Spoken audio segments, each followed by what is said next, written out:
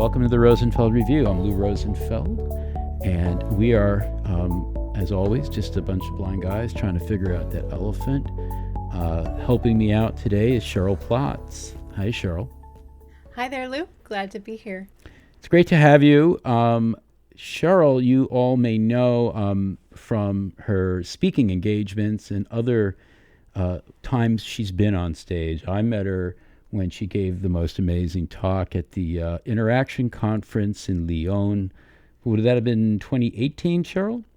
Yes, 2018. And really was blown away. And long story short, she's now kind of the go-to MC of a lot of the Rosenfeld Media conferences. She blew people away at advancing research earlier this year, and she'll be emceeing Enterprise Experience later this month. I'm talking to you in August of 2020. And, your presence is aided by your skills in improv and acting and Muppets. Yes, I was a teenage Muppet. That is a factual statement. Well, besides being a teenage Muppet, Cheryl is an internationally renowned interaction designer. That's why she makes it onto the stage at Interaction, and has been doing amazing work with Alexa and the Echo Look. She's worked on Microsoft's Cortana and the Azure platform, done work on Nintendo DS. She's worked for a lot of really interesting organizations. Disney Parks, Maya Design, now at the Bill and Melinda Gates Foundation. I'm always pretty blown away by you, Cheryl, not just because of your work and because of your stage abilities and your Muppets, but now you're writing because you're writing a book. And in fact, I think like today is practically the day author review is done, and you can just kind of walk away from it until the hard part starts, namely marketing. Is that where you are? You're just like, I think today's the day. I have one more chapter, the AI chapter, to finish my edits on, and then send it off to Marta, and then that's it for my part. It started last September, and here we are.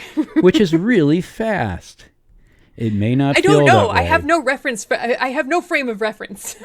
I always say that books are the slow food of content, and you're not quite a short order cook. You're still doing high quality work, but you're definitely faster than many of our authors. The book is designed beyond devices, creating multimodal cross-device experiences, and that's a mouthful. I know we've struggled a bit with the subtitle, at least. I really wanted us to talk about why you thought there was a need for this book. So let's wind our way back to prior to last autumn when you got going, and think about why you felt there was a need. What was the gap that you saw yawning out there and needed to be filled? I would love to talk about that. Well, winding all the way back to around 2016, I had the opportunity to join the Alexa team at Amazon pretty early on, just as we were ending our beta phase and heading into general availability. And that also happened to be right around the time that the team was in full production for the Echo show, which nobody knew about yet except, our team at Amazon. And that was like a mind-blowing time to be working on this kind of work.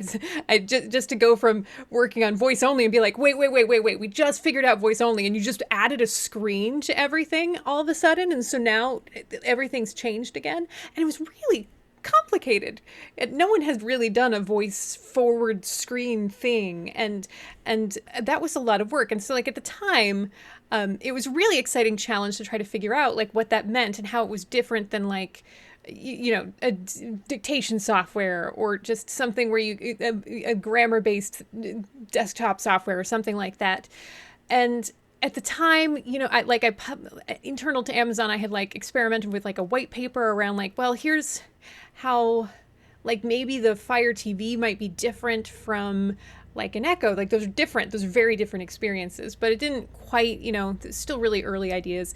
And those, encountered a lot of different things for the first time I was there, but it took leaving Amazon and being kind of outside of the bubble to let some of those ideas flourish a little bit more.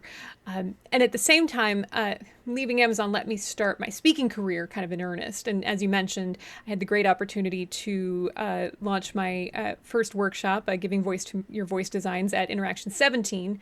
And I've given that on 4 or 5 continents now. And every time I would give that workshop, people would ask me, "Are you writing a book?" And my response would be like, "People are already writing books about voice design. I don't think I need to go and write the same book that other people are working on." But I always thought like, well, maybe there's something I do have a perspective on, and I just haven't found it yet. And as as the questions came up in workshop, and as I kind of came out with the talk you mentioned in Lyon about working on the Echo Look, and the multimodal nature of kind of like the app versus the device in that experience, and seeing how the Echo Show and the Google Home kind of hit the market, and Fire TV shows up on the market. I started watching how that all started playing out, and I kind of expected a company to take the lead in that space, or a designer to take the lead in that space. And I watched with particular interest. I know Christine Park and John Alderman had released a design. I believe the book was called Designing Across Senses for O'Reilly, which I read, and I kind of thought was going to be that book in that space. And it's a very useful book for those of us who are interested in like cognitive psychology. Talks about how the brain processes multiple stimuli across senses. But what was still missing for me was the how. How should designers cope with this like incredibly increased complexity? Like, we went from a world where you could assume that a human computer relationship was the computer would show things to you, and then you would move a mouse and a keyboard around and haptically express your intent to the computer. Now it's wide open. The computer's speaking to you, it's making sounds, it's showing things to you, it's blinking lights at you, and you are waving at it, and you're speaking to it, and you're still using keyboards and mice and just all kinds of things. The complexity has gone up exponentially, and at the same time, like, the number of devices in your world has gone up exponentially. That's just a lot of complexity. And so designers need a stronger foundation upon which to build their experiences so that house of cards doesn't fall down. And that is what this book attempts to give designers, a strong end-to-end foundation, starting from a basis built in improvisational sort of games and storytelling for bringing customer context to life, because context is so key when you're talking about things like invisible interfaces and these multimodal interfaces, and carrying that through understanding human behavior, and then you can understand what type of multimodal interface you want, then carrying that through to how do you prototype these experiences, how do you manifest them, what kinds of deliverables do you use to express a multimodal interface to a developer in a way that makes it manifest, and then what systems do you layer on top, like AI or VR or mixed reality, to take that to the next level, and then how do you vet your ideas to make sure they're even approaching ethical, or that the impact is going to be near what you thought it was going to be. So that you're right, it was hard to come up with the title. Well, yeah, I mean, I think a lot of what you've been able to do is focus on frameworks, as you said, models, other devices, well, it's probably not the right term to use in this case, but other ways of helping the reader go through sense making, because the space is so it's new. It's in ways it's not, and in ways it's barely been born yet, and it's changing very quickly. You really have to have something of a foundation to lean on while you learn. I guess one way to look at it, though, is you're really trying to get designers to look, as you say, beyond devices to the essentially not the interface, but the interaction with something broader that spans devices. What do you call that broader experience? Is it just an experience? Or is there some other way or another metaphor you use to help sort of shape or scope what is essentially being designed? Well, in a way, in chapter 1, capturing kind of the customer context, I talk about an acronym we use in improv to explore scene work, and it's CROW, character, relationship, objective, and where. And I talk about relationship. In a way, we're kind of designing relationships with your service. It's, I mean, you could look at it a couple of different ways. Like in one way, this is service design, right? Like you're designing the customer's relationship with the service your company is offering, and the device is one of the many touch points of the service. But you could also look at it like a relationship. It's the customer's relationship with this device, the touch point, or with your company and the brand, and that that happens over time, and it is shaped by the customer's surroundings and the emotions that they're bringing to the table and their needs in the moment and the people that surround them. I'm glad you mentioned time, because that's something that I've been thinking so much about in the last year or two, and how that I feel like, it's kind of funny. I'll give you an example. Every time, and this is actually true with your cover, every time we develop a book cover, it seems like the designer of that cover and I are working on conveying motion, which is really conveying the passage of time in the cover. And it's true of everything we design. Like there's always this element of time, but it's very hard to communicate in a snapshot, typically on a two-dimensional plane, whether it's a cover or a mock-up of an interface or whatever it might be. We really struggle with that. And one of the really difficult things is that time moves at different rates for different actors, and maybe to guide different relationships in your model. The one thing happens at one cadence, and another thing is happening at the same time but at a very different cadence.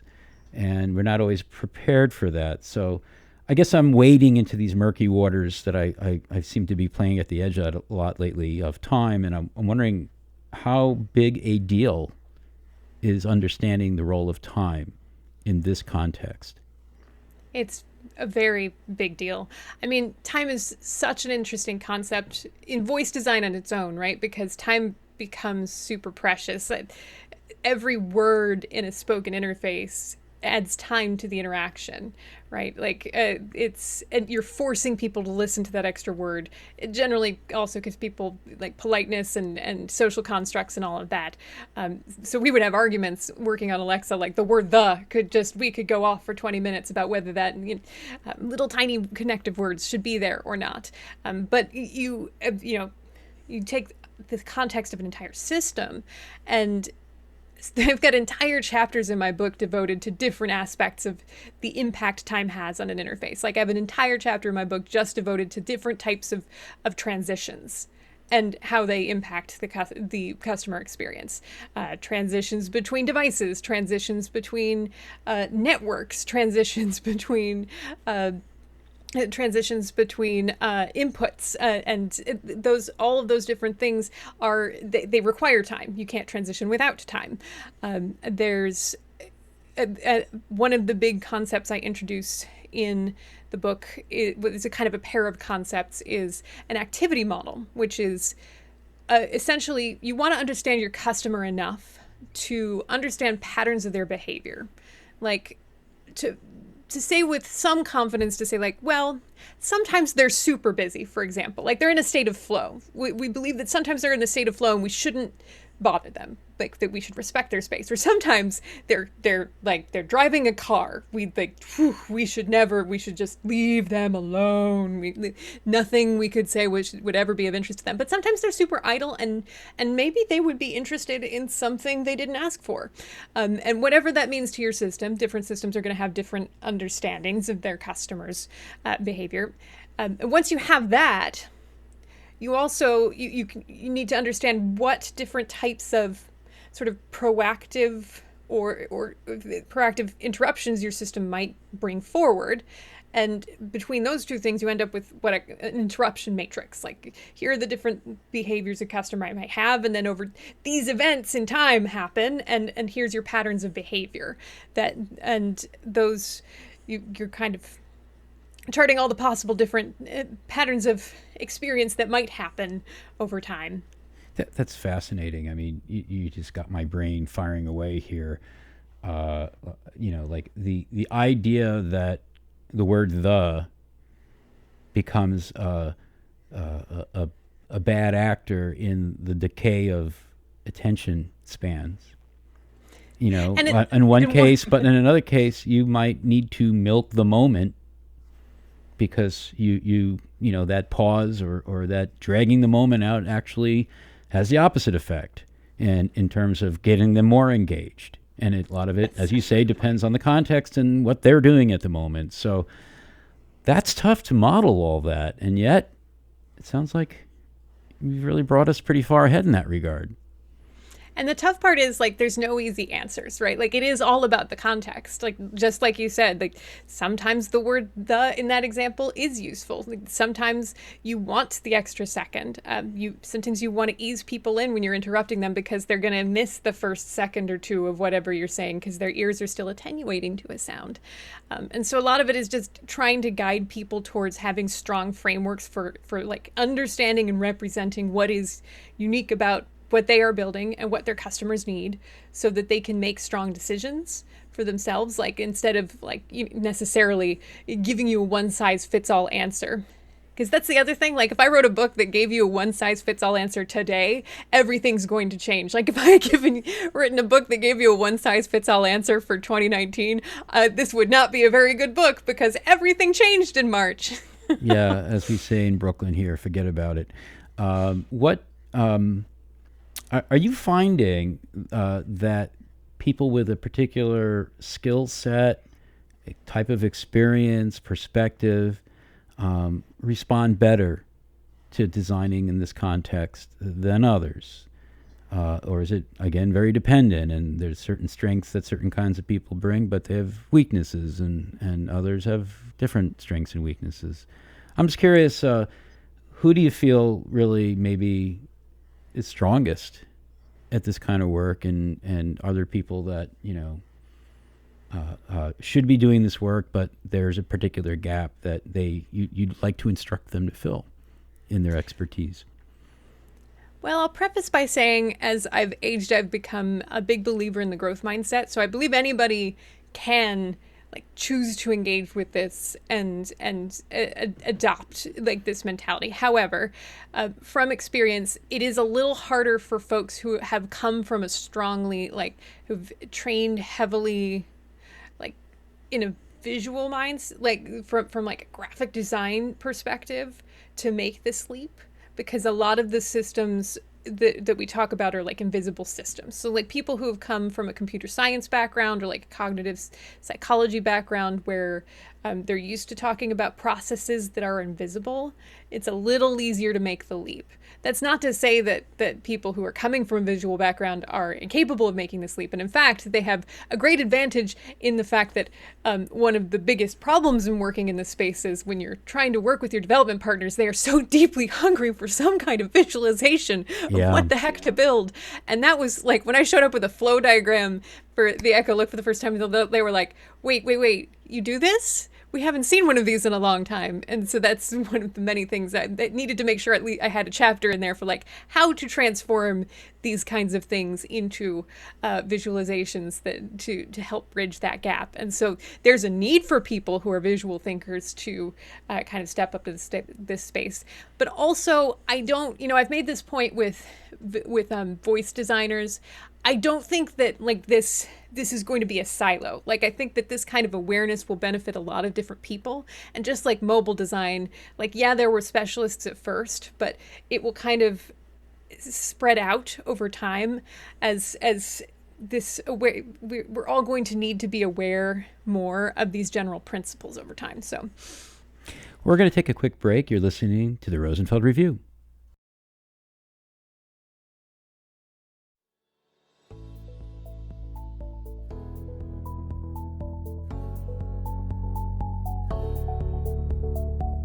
I hope you're enjoying the podcast. If you want more, not only do we have a whole bunch of podcasts in our archive, but we have something that's very current, very alive, and very engaging for groups. And and that is our communities. Rosenfeld Media runs a variety of communities that meet on a monthly basis for video conferences on a variety of topics near and dear to UX people, ranging from enterprise experience to advancing research to design and research operations. I want to encourage you to join one of our communities. Again, it is free by going to rosenfeldmedia.com/communities. Not only will you get a monthly video conference that you can listen in on and participate in, ask questions and so forth, we'll give you access to the recordings. And for some of those communities, we're talking about dozens of recordings with really interesting presenters and facilitators.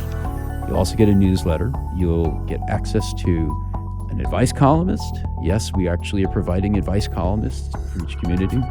And finally, if you're interested in our conferences, our communities correspond to our conferences. So you will be the first to know when programs go live, when tickets go on sale, and by the way, most of our conferences sell out, and other good things about our conferences, such as when the scholarship applications open up.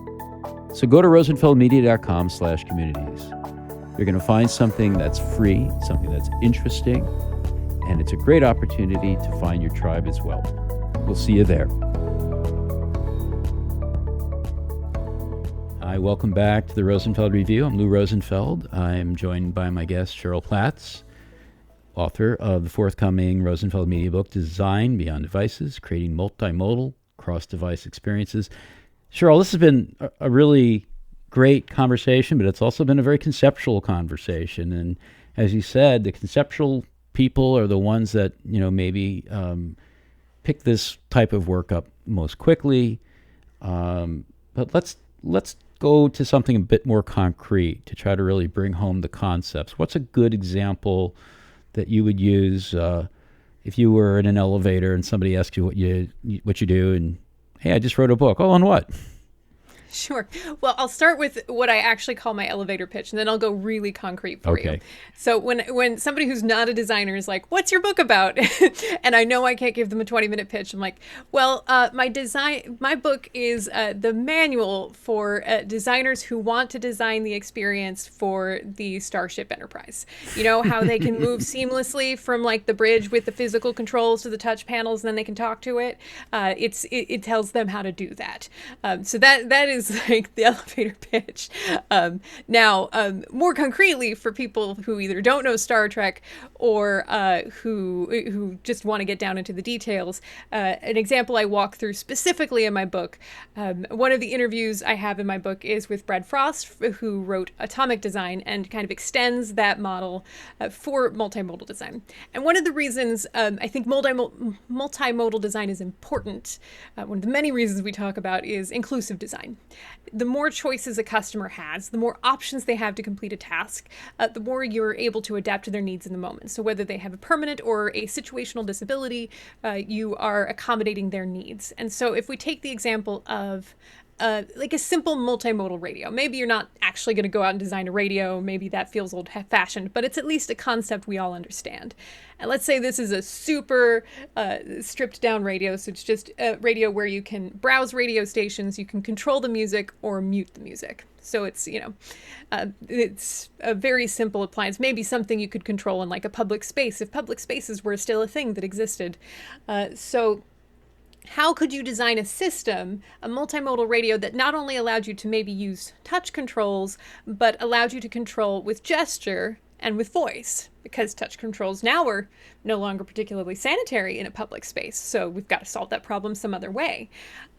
Now, when we look at this as a design system, we need to kind of break apart the different interactions and think about them as sort of customer goals, like toggles, like toggling the mute on and off. We think about that as a distinct sort of pattern or intent or goal. And then we can think about what gesture might we use as a toggle. And then we can apply that consistently across our interface. Similarly, for browsing, we might think, okay, well, what's choosing between a set of options? What gesture might we use to choose between a set of options? For voice, we might say, okay, What do we use to what words do we use to select from to turn something on and off again? What pattern do we use? Is it on off? Is there a modifier word? How do we, what is that pattern that we use there? So you can see how already there's a couple of choices we have to make, how those choices might be different from system to system, but we can make choices and apply them consistently across a design system. The voice design for the system says, okay, when we apply an on-off pattern, it's a word plus on-off. When we do toggles for gesture, it's I put my palm flat out and then push it towards the system to turn it, turn something on, and then I pull it back towards me to turn it off again. To browse, I say next and previous, or I just swipe my hand left and right. Well, I apologize to the listener. You're listening, but I'm seeing what Cheryl's doing, and there are just tons of gestures going on the video. The idea of a design system in this context is really fascinating, and I wonder how universal design systems can be, because in a lot of cases that you're talking about, they are cultural. So the gestures that we make in the United States versus gestures in Italy could be, substantially different. How far are we in terms of creating maybe not universal design systems for the kinds of devices we're developing now, but at least some sort of loose commonality, for lack of a better term? It's an excellent point, particularly about the challenges with gesture. Both voice and gesture are particularly regional, and gesture more so even than voice. And I would say we're pretty darn far away from any sort of universal language when it comes to gesture, and I'm not sure that there's any movement towards universal things. And I think one thing you learn very quickly when you start to do gesture design and you make any look at the rest of the world is things you assume are very universal are not. Like almost everything we assume, whether it's left, right, or it's thumbs up, or it's even single finger pointing, like almost everything that you assume is universal in one culture is the opposite somewhere else. So design systems end up being when we talk about natural user interfaces, it's funny because it's like regionally natural. Almost all of them have to be adapted to the local, the local context, which again comes back to the importance of context, and why like chapter 1, it's like you have to capture your customer context. Like one size does not fit all. And the same applies to a certain extent for voice too, because of course, regional dialects and language and vernacular, there's all kinds of things that can impact even why one language doesn't sound the same from state to state or from neighborhood to neighborhood, but it's particularly tough with gesture. And gesture, even if you're in the same culture, people's heights are different, people's skeletons are different, people's flexibility is different. So there are a lot of reasons why like the Kinect had a hard road. There's situations where gesture still has a lot of potential, but it is very challenging input to navigate. You're making me sort of rethink design systems in general. I mean, we try to define them typically for a narrow set of interactions within an organization. Maybe that's as broad as we go. And in the course of the last couple of minutes, you've brought me to thinking about them at a much broader scale. And now I'm like kind of running in the other direction. Like maybe even the design systems we're trying to build today are too broad or too ambitious, considering the context in which they're used. I wonder if encapsulation is just the answer. Like it's the ability to build little design Legos is not inherently flawed. It's just the fact that there's going to be a lot more Legos than we ever thought there were going to be. And by encapsulation, you mean like the fact that a design system can detect context and behave differently based on that context, but still cohere as a single design system. Yes. And so, it might know that I live in Italy, and so it's going to pull up, but it knows what region I'm in Italy. So it's going to pull up the specific dialect that's appropriate for my neighborhood and for my voice recognition system, and the particular gesture recognition system that's appropriate for my culture. Because the way the system was engineered, it's capable of kind of swapping those things out. And the only way you get a system that's capable of doing those swaps is partially by doing the design work and creating the abstract concepts and saying well, human beings' intents correlate to they need to do this toggle action, they need to be able to select from a set of things, and then here's all the different ways that different cultures are going to represent that intent in different ways. So no wonder why AI is really important to consider here, although I would potentially argue that the real big challenge to all this is IA. But I think we're going to have to leave that for another conversation. And Cheryl, this has been great. I want to, before we say goodbye, ask you another question, which is, what have you read, or who do you think of that's really inspirational and that you want our listeners to know about?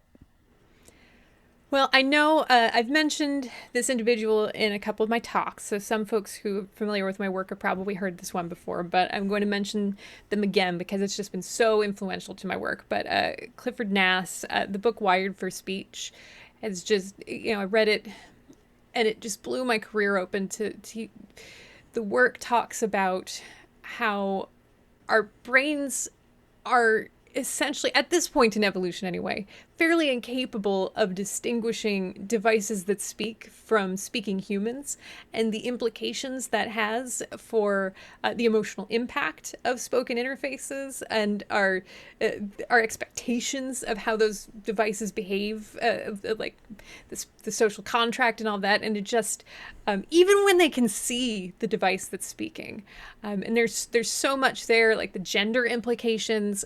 So if you're at all interested in spoken interfaces or multimodal interfaces, I cannot recommend that book highly enough. Unfortunately, Clifford Nass is no longer with us, but his book is, and Scott Brave, co-author on that book, and just excellent reading. And that's Nass, N-A-S-S. Yes. And you are Platz, P-L-A-T-Z. That's correct. I think I mispronounced it with a little bit of a Yiddish inflection earlier, not my intent, but I managed to always bungle someone's name on my podcast, no matter how well I know them, at least every couple of months. So my apologies for that. It's all good. I do those things too. Cheryl, it's great to have you. If the listeners, you folks out there, want to learn more about Cheryl and her work, well, I'll just mention the book again. It should be out in, I think we're thinking October, November of 2020. Design Beyond Devices, Creating Multimodal Cross-Device Experiences by Cheryl Platz. And we are so excited to get that book out. If you do want to learn more about Cheryl in the meantime, her Twitter handle, it's just changed to Funny Godmother. And all I can do is think about, given that handle and your acting abilities, I will anticipate a very strange Godfather 4 movie is on the horizon. Cheryl, it's great to have you join us. Thank you so much, Lou. Take care.